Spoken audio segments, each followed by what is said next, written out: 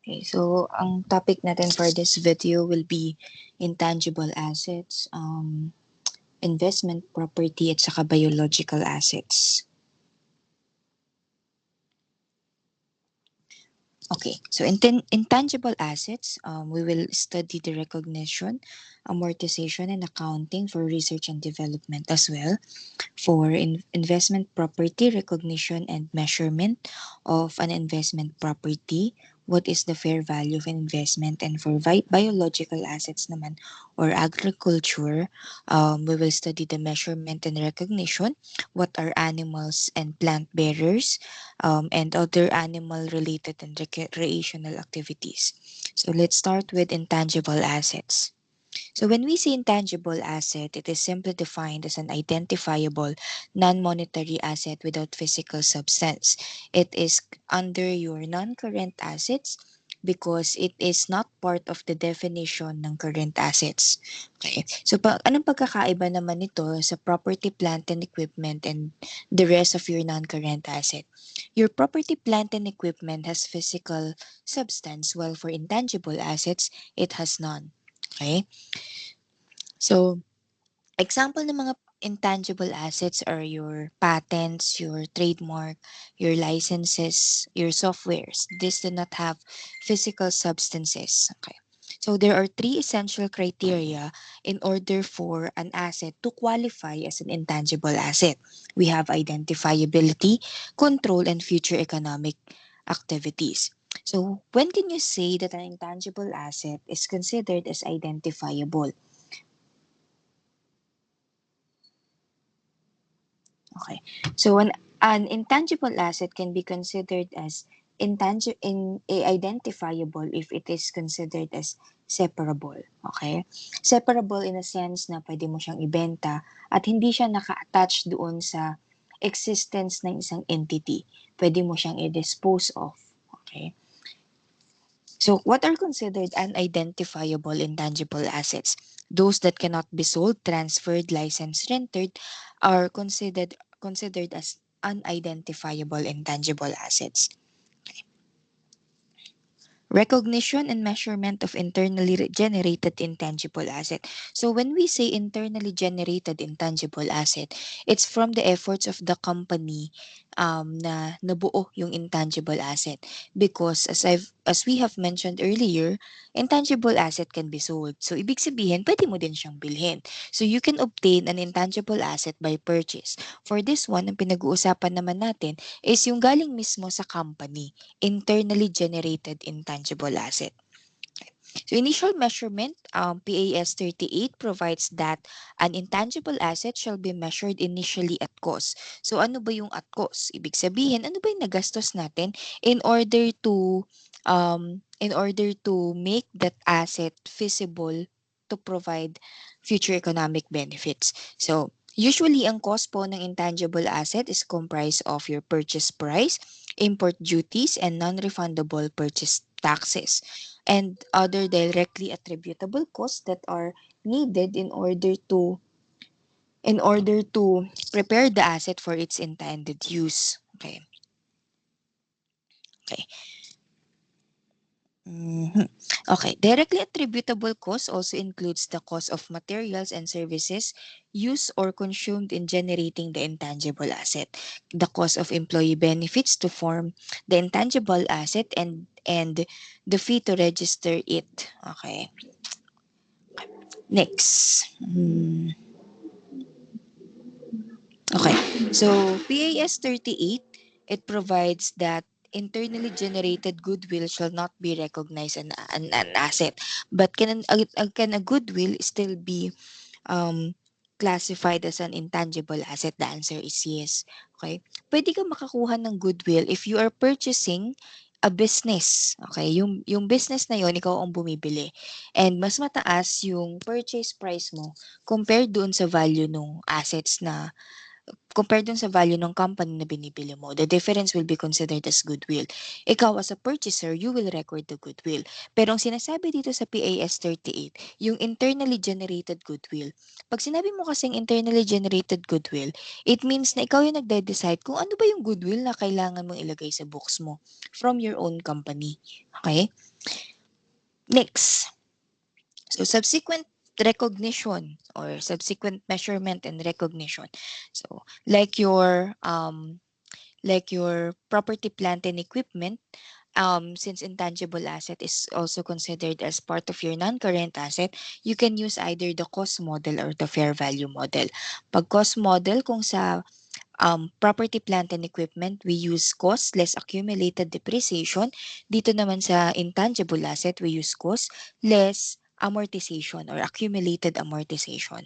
For revaluation model, ito yung every certain period, nire-review natin if the cost of the asset is what is being offered in the market. Okay, so yun yung revaluation method na tinatawag natin. Okay. So PAS 38 provides the following on the amortization on impairment of intangible asset. So sabi niya, kapag ang intangible asset kasi can be used for can have its useful life for a finite life or indefinite life. When we say finite, ibig sabihin sinabi or mention kung ilan yung useful life niya. Pag indefinite, wala. Okay. So for those that have limited life, you have to amortize it sa life nila. Okay. How about how are we going to amortize naman those that have indefinite life?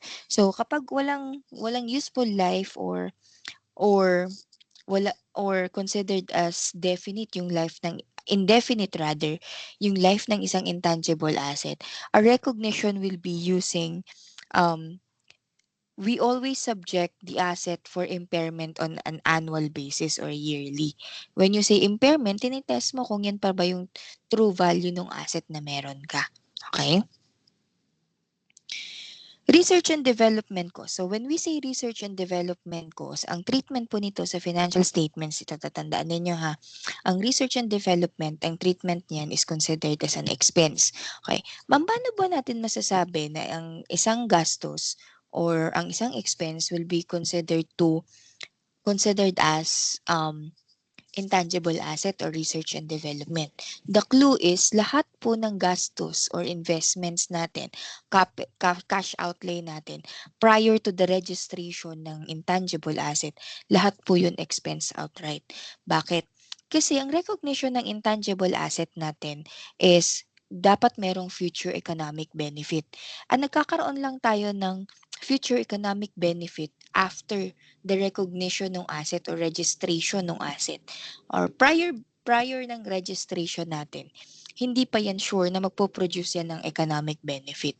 So, sa accounting principles natin, ang start lang na para i-qualify natin ang certain expenses as intangible asset is registration date onwards.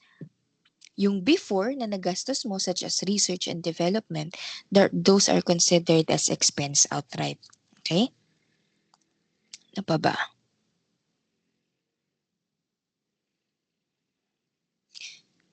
Ayun. So, next punta naman tayo sa investment property. Investment property. Okay. So, these are defined as property, a land or a building that is held by an owner or by a lessee under a finance lease to earn rentals for capital appreciation or both. So, ito yung mga properties na hindi natin makonsider as property, plant, and equipment kasi ang property, plant, and equipment ginagamit natin sa production, sa operations. Ang investment property, we held these properties as to earn rentals and we held them for capital appreciation or pinapataas natin yung value. Okay. So, hindi considered as investment property yung ginagamit sa production at saka yung for ordinary course of business, yung for sale natin in the ordinary course of business. Pag yung letter A dito will be considered as property, plant, and equipment, while your letter B will be considered as inventory. Okay? What else? Property lease to an affiliate. Okay, so ang property lease to an affiliate is meron tayong sister company na sila yung nag-o-occupy doon sa property natin at in exchange is nagbibigay sila ng rental sa atin. Okay, so those are considered as investment property. Pero kapag nagkaroon na ng consolidation ng financial statement, sister company kasi natin yun, meron tayong mother company. Sa mata ng mother company, considered yun as owner-occupied or considered tayo as one. Okay? Next, fair value of investment property. So, fair value of investment property is the price that would be received to sell an asset in an orderly transaction between market participant at the measurement date. So, ano yung willing yung outside market na bilhin yung asset sa'yo? Okay. The price in the principal market is used to measure fair value shall not be adjusted for transaction cost. Also, an additional note is kapag walang ready market for the investment property, hindi mo po magagamit na yung fair value method natin. Okay. What else? The recognition of investment property. When we say the recognition, kailan ba natin siya tatanggalin? Sa books natin or sa financial statements. So, we recognize an investment property on disposal kapag binenta na natin. If the investment property is permanently withdrawn from use and future economic benefits are no longer expected from the investment property. Dapat ito no longer expected from the investment property. Now, let's proceed to your agriculture. Okay. So, biological assets. So, biological assets, this includes living animals and living plants. Okay. Or agricultural produce is the harvested product of entities' biological asset. Harvest is kapag meron ng processing yung inyong agricultural produce. So, example natin, ano bang ano dito? Madali. Okay, so punta tayo dito sa number 4 para mas maintindihan ninyo. Kung makikita ninyo, yung baka, biological asset natin yan. Ang agricultural produce, ibig sabihin, wala pang process involved, yung milk. Because you can get milk directly from the cow, di ba?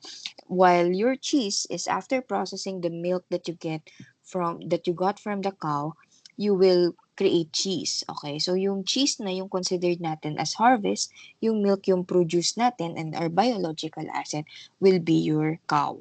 Okay. Recognition. Okay. So an entity shall recognize a biological asset or agricultural produce when the entity controls the asset as a result of past events. Past events may either be purchase or pwedeng kinontribute yan ng inyong mga owners. Okay.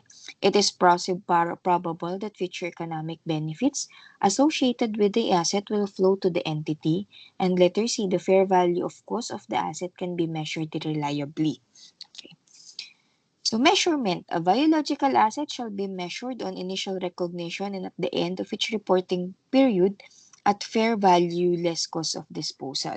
So pag harvest, it will be measured at fair value less cost of disposal at the point of harvest. So ulitin natin. That's agricultural produce. Okay, so fair value less cost of disposal um, until ma-convert natin yung produce to a harvest. Agricultural produce growing on bearer plant is measured at fair value less cost of disposal. So example natin ng bearer plants is yung mga namumunga na mga puno, okay? While for your animals is yung are able to produce an offspring as well. Okay. Animal-related recreational activities. So ito yung mga nasa zoo, yung nasa tawag dito, ocean park. Okay. So that's all for your last handout for your midterms.